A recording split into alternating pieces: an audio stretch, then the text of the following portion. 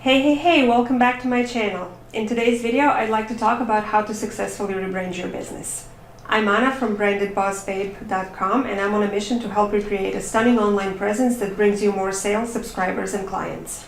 In one of my earlier videos, I talked about how to know when is the right time to rebrand your business. And if you watched it, you know that if you're changing a direction in your business, or if you feel that your original idea or name doesn't align with your brand values anymore, then it's definitely the right time to rebrand your business. And in order to do that, first you have to start with some research. You have to dig deep into your existing brand, and you have to figure out what exactly is off, what doesn't feel right, and what doesn't align with your original values or your idea or your mission statement. You have to understand how your clients and current subscribers, fans, and followers, how they perceive your brand and what they think about it. Then you have to dig deep into your mission statement, your vision, and your brand values, and you have to see if they still align with how you're feeling today and the direction you want to take your new business, your brand in. Next up is to audit your brand elements and see if they still represent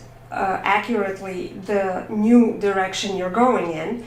And you have to kind of see if you want it to be perceived as a feminine and an elegant brand, and now you want to be more perceived as a hip and trendy brand, you have to see if your logo, your colors, your brand assets, if they still represent those values. Because if the visual elements don't align with what you're trying to portray, the emotions that you're trying to evoke, then you're going to have a hard time getting your customers and your followers and potential clients to actually feel connected to your brand. And finally, the last part in your research should be your ideal client avatar. If you still plan on serving the same type of clients that you used to work with, then not a lot is going to have to change here. But if you're changing who you're going to serve, the type of clients you'd like to work with, then you're going to need to recreate your ideal client avatar. So once the research part is done, you're going to have to recreate your brand positioning. Once the research part is done, you're going to have to work on your brand positioning.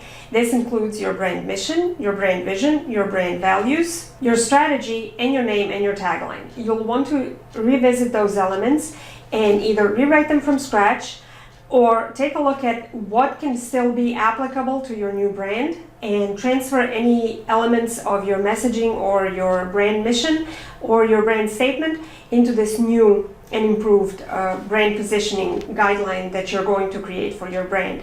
Sometimes you're going to find that you might want to change the name because it doesn't suit you anymore.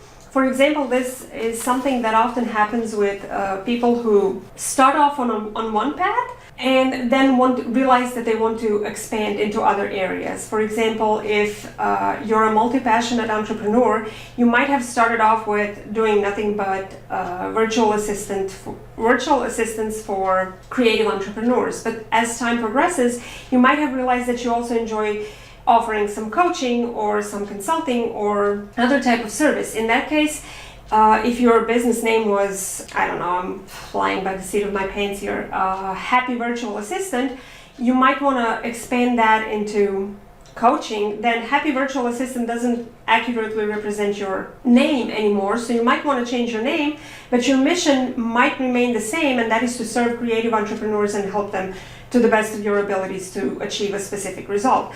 In that case, your mission stays the same, so that can be transferred, but your name has to change. And the same goes for your brand values. You might still value integrity or authenticity or audacity or boldness, but that can then transfer over, but you might not feel aligned with who you want to serve, so you might want to change that you're no longer serving creative entrepreneurs, but you're serving only photographers in a specific area. Once you're clear on your brand positioning, next step is to revisit your brand identity. This is also the fun part, and the process for this will be pretty much the same as the first time round when you were creating your brand, but this is where you get into the tiny details that represent your brand. So your logo, your colors, your fonts, your branding assets, your workbooks, letterheads, business cards, any visual aspect of your brand, this is where you have the chance to recreate it.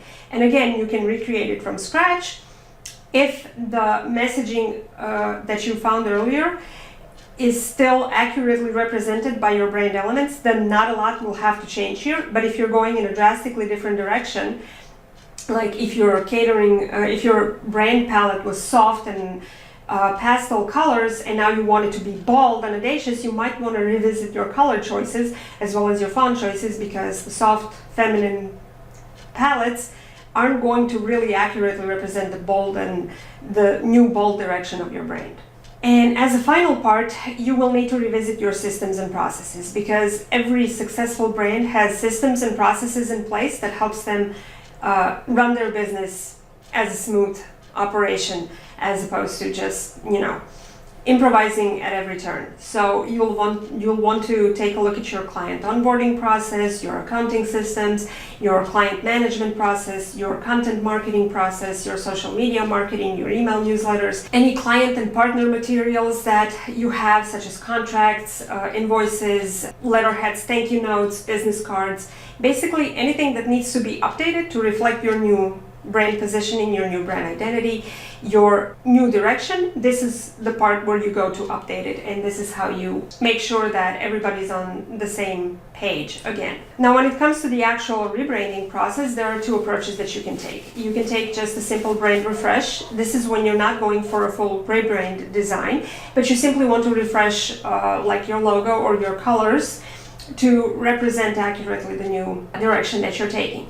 Or you can go for a full rebrand, where you actually have to come up with a new name, new direction, new messaging, new positioning, new visual identity design, basically new everything, when you're saying goodbye to the brand that you had and you're establishing yourself as a new brand. If you're currently going through a rebranding process or thinking about rebranding, I can help. You can start by visiting my website and taking my brand personality quiz, which is completely free and will help you find out how you can attract the dreamiest of clients. If you like this video, please give it a thumbs up so I know to create more videos like these. And if you want to make sure you never miss another video, be sure to hit that subscribe button and the bell icon for instant notifications. I'll see you in the next one, and until then, you stay awesome.